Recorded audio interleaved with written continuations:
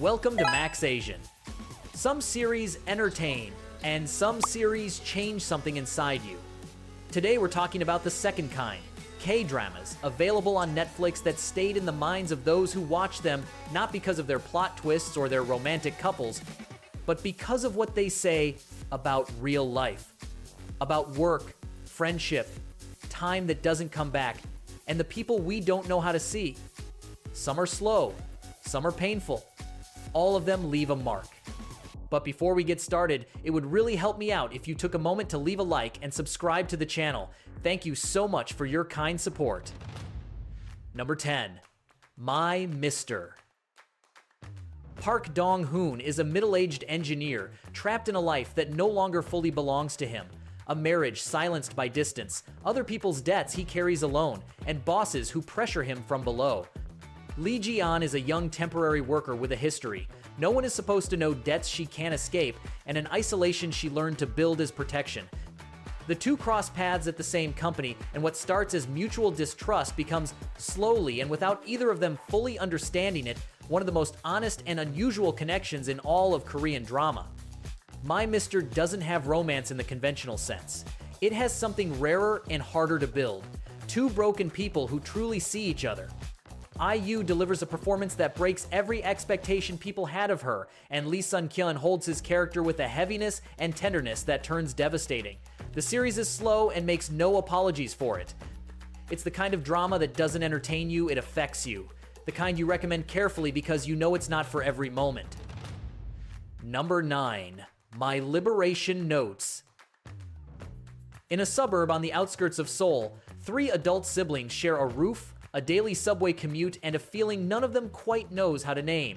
The sense of doing what they're supposed to do without any of it making them feel alive. Yeon Ki-jung, Chang Hee, and Mi Jung each want to be liberated in their own way, from their own chains. My Liberation Notes speaks about adult life with an honesty very few dramas dare to explore. There are no big plot twists, no antagonists. There are characters asking themselves questions many of us avoid, and conversations that sound like someone recorded you thinking out loud. The relationship between Mi Jong and the mysterious Mr. Gu, played by Sun Suk Koo, is one of the strangest and most beautiful in recent drama. Two lonely people building something from scratch with rules they invent themselves. The pace can feel slow for viewers seeking action, and the ending doesn't tie everything up neatly, but that discomfort is part of what the drama is saying. It's a drama that stays in your head, the kind you find yourself quoting when you need words for something you didn't know you were feeling. Number 8. Move to Heaven. Han Gae-ru is 20 years old, has Asperger's syndrome, and one very specific mission: organize the belongings of people who have died and return them to their families. He works with his father at the business Move to Heaven, which is exactly what the name suggests. When his father dies, Uncle Sang-gu appears an ex-street fighter fresh out of prison as his legal guardian. The two couldn't be more different. What Move to Heaven does extraordinarily well is tell, through the objects each deceased left behind, the stories of people who would never have had space in any other drama. A migrant worker, an anonymous musician, someone who died alone after years of silence. Each episode is nearly self-contained and capable of moving you to tears with a dignity few series achieve.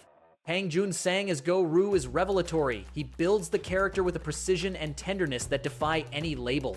The drama has strong emotional development without falling into the trap of cheap gut punches.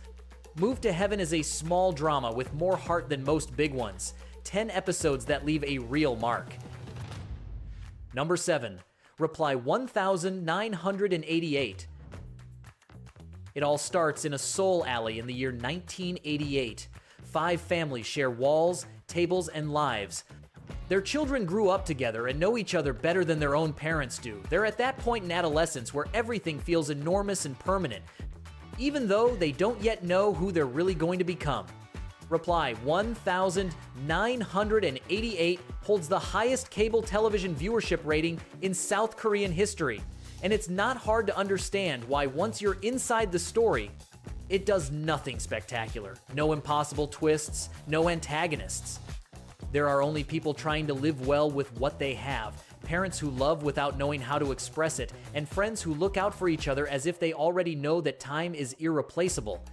The nostalgia it builds is the honest kind. It doesn't idealize or falsify, it simply shows. The mystery of who the lead female character ends up marrying still divides fans to this day. It's the drama more people name as their all-time favorite. If there's one you have to see before you die, many would say it's this one. Number 6. Navalera. Imagine this. You're 70 years old, recently retired, and somewhere deep in your mind, there's a dream that's been waiting its turn for decades. Sim Deok-chul decides he's waited long enough and signs up for ballet classes. There, he meets Lee Chae-rock, a 23-year-old dancer with real talent and a broken relationship with his own will to keep going. Navalera is one of those stories that looks simple from the outside but grows episode by episode until you realize you care about it deeply. The intergenerational friendship between the two leads has not a drop of condescension. The drama treats both of them as complete adults with their own battles. Park In-hwan as Deok-chul is extraordinary. He carries decades of life and regret in every glance, and Song Kang delivers one of his best performances here.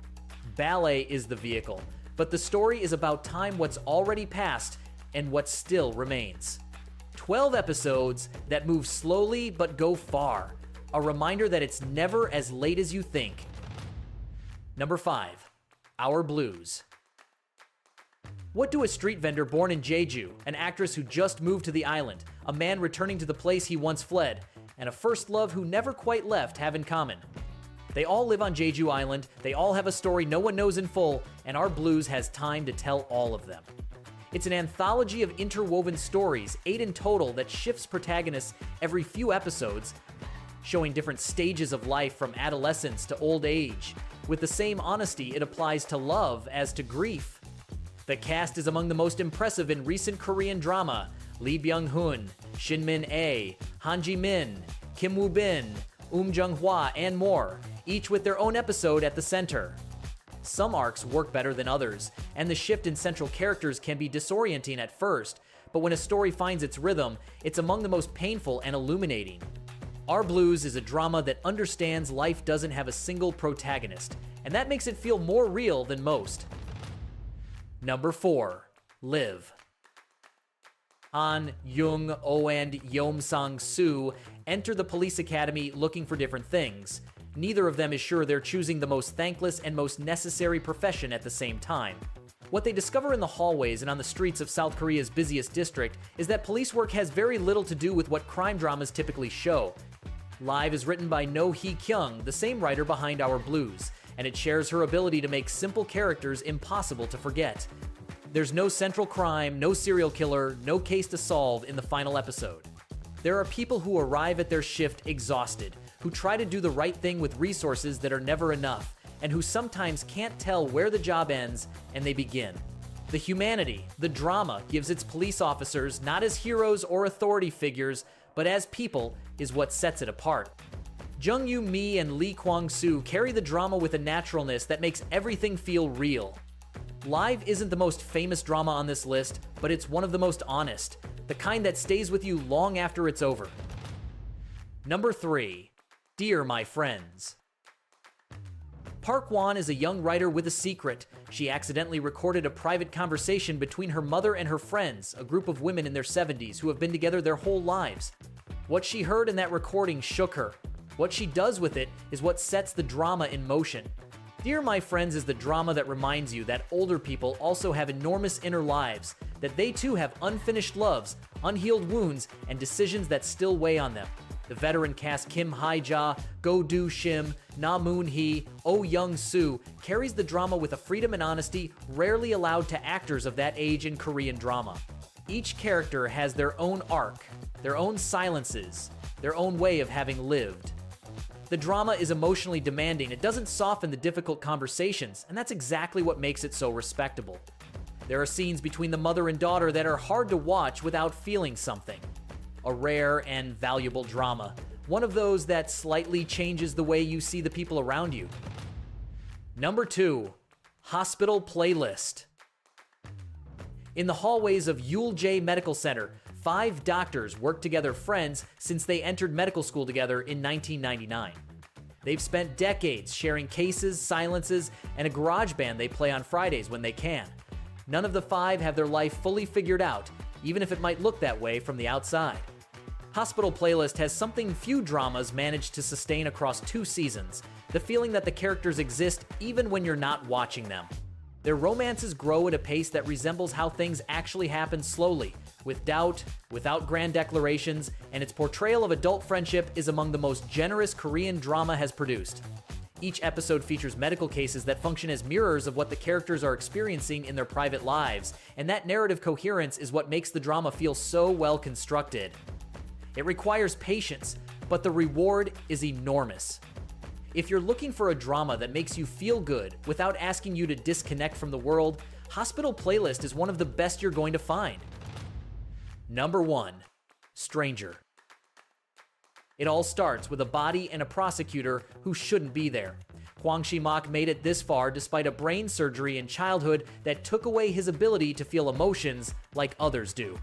That makes him incorruptible, unbreakable under pressure, and absolutely compelling to watch. Together with Detective Han Yo-jin, his opposite, in almost every way he investigates a homicide that connects to the deepest corruption within the South Korean prosecutorial system. Stranger is the drama that redefined what a Korean thriller can do. Lee Soo-yeon's writing is simultaneously dense and clean. Every episode resolves something and opens 3 more questions. There is not a single gram of filler. Cho Seung-woo builds Shi-mak with a coldness that becomes addictive. He's not indifferent, he's different, and Bae Do-na as Yo-jin is equally powerful from the opposite pole. The second season deepens its exploration of institutional power mechanisms with a narrative maturity that few second seasons achieve. Stranger is the most intelligent drama on this list, one of those that makes everything else look a little easier to pull off. And that's all for today. These dramas have one thing in common: none of them ask you to switch your brain off. On the contrary, they ask you to be present, to let yourself be affected, to pay attention to the details other dramas would discard, and that's what makes them so distinct and so impossible to forget. If you enjoyed this video, don't forget to leave a like, subscribe, and hit the bell so you don't miss our upcoming content. Which of these dramas have you already seen, and which one is still on your list? Tell me in the comments. See you in the next video.